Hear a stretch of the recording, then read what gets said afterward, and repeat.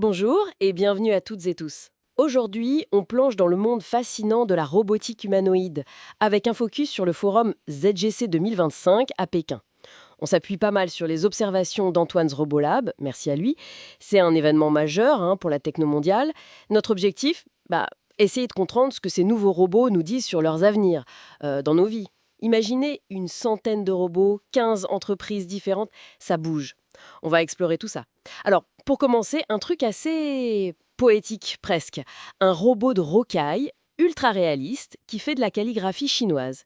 Il gère la pression du pinceau, les traits, tout. Il coordonne doigts, poignets, coudes, il peut même hocher la tête. Impressionnant, non? Ah oui, c'est bluffant.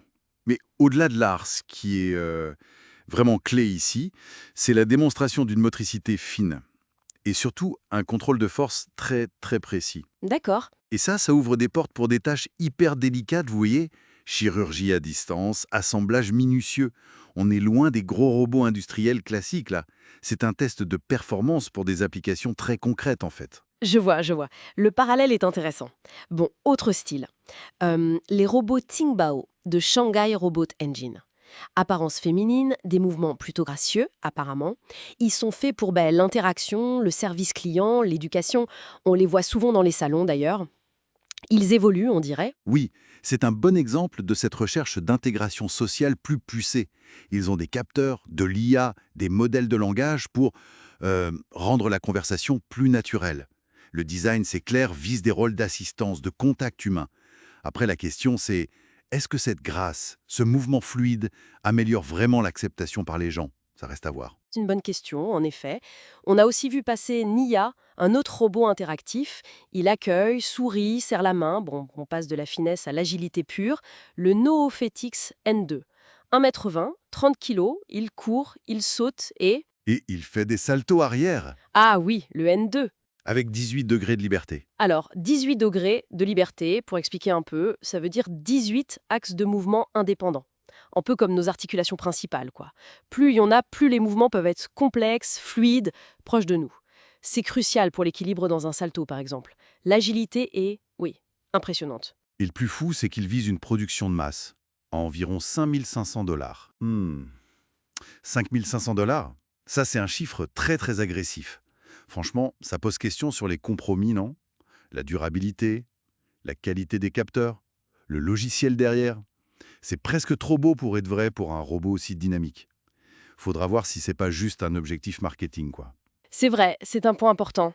Dans le genre acrobate, il y avait aussi le Unitree G1, le premier salto latéral au monde depuis une position statique.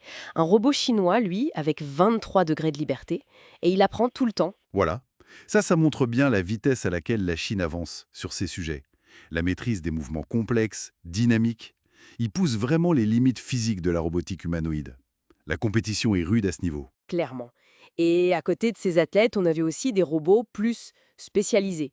Le Galbot G1 sur roue pour la logistique, le service, 10 heures d'autonomie quand même, ou le Sense Robot, un partenaire pour jouer aux échecs avec une IA qui s'adapte, et aussi l'Agibo A2, testé comme vendeur en concession auto, avec reconnaissance des émotions et tout. Ben oui, c'est ça qui est intéressant. Ça montre bien la diversification.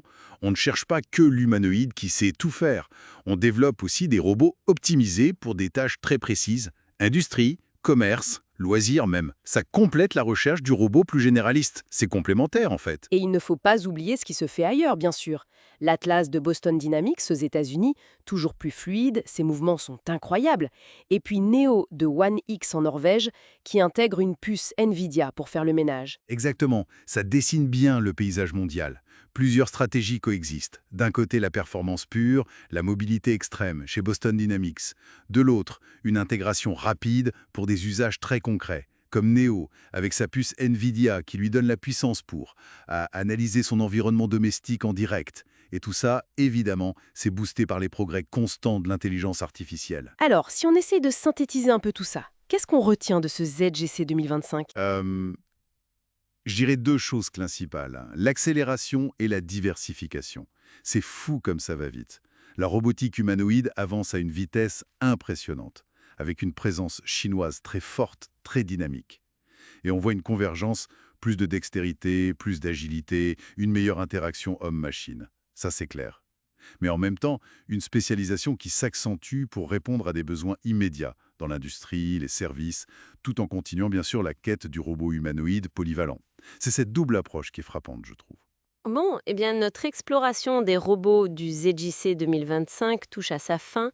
On sent bien qu'un futur où ces machines seront bien plus présentes, il se rapproche vite. Oui, tout à fait. Et ça nous laisse peut-être avec une question pour l'avenir. Ces robots deviennent plus capables, physiquement, interactivement. C'est une chose. Mais quelle sera la prochaine étape? La prochaine frontière qu'on n'a pas encore imaginée dans l'interaction homme-robot? Au-delà des tâches, au-delà de la simple compagnie, quelle nouvelle forme de relation pourrait bien émerger? C'est vertigineux, hein.